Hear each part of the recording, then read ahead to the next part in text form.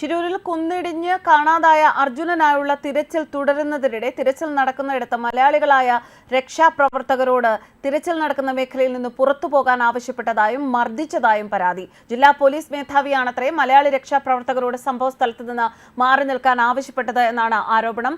ദുരന്ത മുഖങ്ങളിലെ പ്രധാന മുഖമായ രഞ്ജിത്ത് ഇസ്രായേൽ എന്ന മലയാളി ഈ സംഭവം കേട്ടതും സ്വമേധയാണ് അവിടെ എത്തിയത്. അദ്ദേഹത്തിനെ മർദ്ദിച്ചു എന്നതായും വിവരങ്ങൾ പുറത്തുവരുന്നു. നിങ്ങളുടെ പ്രവർത്തനം മതിയാക്കി എല്ലാവരും തിരിച്ചു പോകണമെന്നാണ് SP പറഞ്ഞത് എന്ന് രക്ഷാപ്രവർത്തകനായ ബിജു കക്കയും പറഞ്ഞു. എന്തായാലും തങ്ങൾ പിന്മാറില്ല എന്നും നേരത്തെ മെറ്റൽ ഡിറ്റക്ടറിൽ നിന്ന് സിഗ്നൽ ലഭിച്ച സ്ഥലത്ത് മണ്ണ് മാറ്റി കഴിയാറായി എന്നുമാണ് ബിജു വ്യക്തമാക്കുന്നത്. ഇതുപോലെ ഓരോ വിവരങ്ങൾ ചാനലുകളിലൂടെ പുറത്തു വരുന്നതായിരിക്കാം ഒരുപക്ഷെ പോലീസ് ഉദ്യോഗസ്ഥരെ ഇത്തരത്തിലുള്ള നീക്കത്തിനും പ്രകോപനത്തിനും പ്രേരിപ്പിച്ചത് എന്ന് സംശയിക്കുന്നു. കാരണം കേരളത്തിൽ നിന്ന് രക്ഷാദൌത്യത്തിനെത്തിയത് 1-2 പേരല്ല, നിരവധി പേരാണ് പലയിടത്തു നിന്നും സ്വമേധയ അവിടെ രക്ഷാദൌത്യത്തിന് എത്തിയിരിക്കുന്നത്. അതിൽ പലരെയും അകത്തേക്ക് കടത്തിവിടുന്നില്ല. എന്നാൽ രഞ്ജിത്ത് ഇസ്രായേലും കോഴിക്കോട് നിന്നെത്തിയ ചിലരും ചേർന്നാണ് ആർമിക്കൊപ്പം നിന്ന് ഈ രക്ഷാപ്രവർത്തനത്തിന് നേതൃത്വം കൊടുക്കുന്നത്. അവർ പലരും രഞ്ജിത്ത് ഇസ്രായേലിനോട് അഭിപ്രായങ്ങൾ ചോദിക്കുന്നുണ്ട്. കാരണം അത്രത്തോളം പ്രമുഖമായ ഒരു മുഖം തന്നെയാണ് രഞ്ജിത്ത് ഇസ്രായേലിൻ്റെതെന്ന് നമുക്കറിയാം.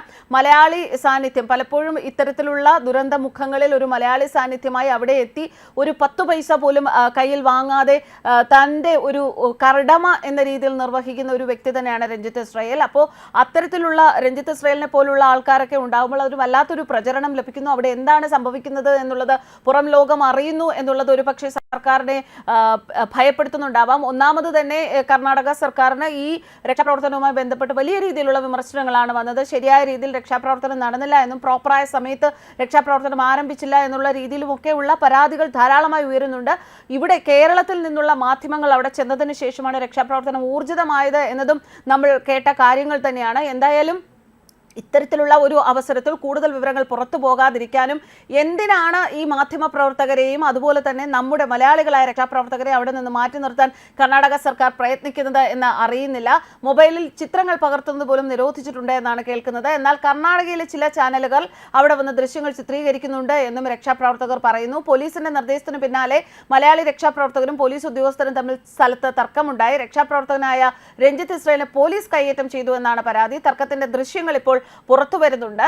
എന്തൊക്കെയായാലും ശരി, മറ്റൊരു കാര്യം, ഇതിന്റെ ഒരു പരിണത ഫലത്തിന്റെ ക്രെഡിറ്റ് കർണാടക സർക്കാരിന് പൂർണ്ണമായും അടിച്ചെടുക്കാനാണ് അവരുടെ ലക്ഷ്യമെന്നും ഒരു വാദഗതി നിലനിൽക്കുന്നുണ്ട്. ഞങ്ങൾക്ക് വേണ്ടത് ഒരു ക്രെഡിറ്റും ഒന്നുമല്ല, ഞങ്ങളിൽ ഒരുവനെ ജീവനായി തിരിച്ച് ഞങ്ങളുടെ നാട്ടിലേക്ക് ഞങ്ങൾക്ക് കൊണ്ടുവരാൻ സാധിക്കണം. അതിന് മാത്രമാണ് ഞങ്ങളിൽ ചിലർ അവിടെ എത്തി പ്രവർത്തിക്കുന്നത് എന്ന് മാത്രം സർക്കാർ മനസ്സിലാക്കുക. എന്തായാലും വളരെ വൃത്തികെട്ട ഒരു സർക്കാരാണ് കർണാടക സർക്കാർ എന്ന് ഒരിക്കൽ കൂടി തെളിഞ്ഞിരിക്കുകയാണ്. മനുഷ്യത്വപരമായ ഒരു നിലപാടും അതുപോലെ തന്നെ ഉത്തരവാദിത്വമുള്ള ഒരു നിലപാടും സ്വീകരിക്കാനുള്ള കഴിവില്ലാത്തൊരു സർക്കാരാണ് കർണാടക സർക്കാർ എന്ന് ഈ ഒരു പ്രവർത്തനത്തിലൂടെ തന്നെ തെളിയിച്ചിരിക്കുകയാണ്. എന്തായാലും ഈ രക്ഷാപ്രവർത്തനം തുടങ്ങുന്ന സമയം മുതൽ തന്നെ കർണാടക സർക്കാരിനെ കുറിച്ചുള്ള